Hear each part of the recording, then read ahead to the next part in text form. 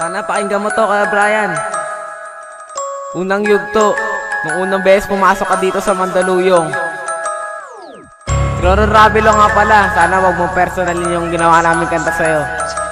Yun lang. Yo. Nag-uumpisa ang inuman pagdating na nung kwentuhan habang ko'y tumatagal. Lumaba ang tismisang pagdating na ng isa, dumadating na ang lahat. Tayo ay mag-usap-usap, sasaya tayong lahat.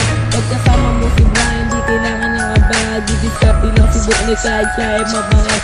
Lalabas ang si Buknoy para lang siya dumisarte, gagawin lahat kahit papa siya kay Tami. Pagdating na ni Buknoy, si Buknoy magbibiro, pero di namin alam meron siyang dalang 1 litro. Pero meron kulang kung may alak, dapat may pulutan. Tatawag na si Jan, si Tutoy uutusan ang pulutan. Nabili ni Tutoy yun ay masarap, habang naman si Ramram nagpapatugtog nag-rap. Pagkatapos ng inuman si Alex ang maglinis, kahit mabagal si Alex. Wala naman itong mintis-mintis. Yo! Ikalawang yugto, yo! Yo Brian, para sa ito. Sana itong ginawa namin kanta, huwag mong personalin. Sana mga taga-Laguna mapakinggan ito kung pumasok si Kuya Brian sa Mandaluyong.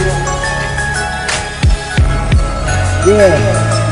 Habang tayo tumatagal, kailangan na natin ubusin. Nag-uumaga na, kailangan na natin tapusin. Sa pagpapangalak na ito, andyan na sa paligid. Si Brian na ito, baka sumuko sa gilid. Baka pag nakasara ko, daling kita sa pabela. Natagli yung mukha kang kinulata. Baka mag-stay ka na naman dito sa Mandaluyong. Kasi sa pabela, ikaw ay gumugulong. Kasanang maisulto sa lahat ng salita. Kasi sa pabela, ikaw ay nadapa. Inahabol ka nila, malapit sa botanika. Kita-kita ka nila, nalaglag ka sa may kanan. Nakakaawa ang tignan para kantaing tinapakan. Sa gwapo ng mukha mo, mukha kang inonyata. At ito na ang panapos, kahit ako medyo paos. Tignan nyo likod ni Brian, puno na siya ng galos. Sige, kasa!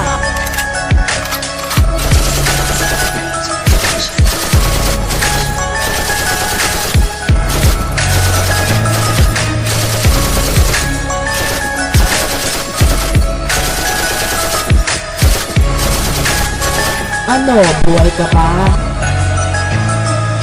Bomb has been planted.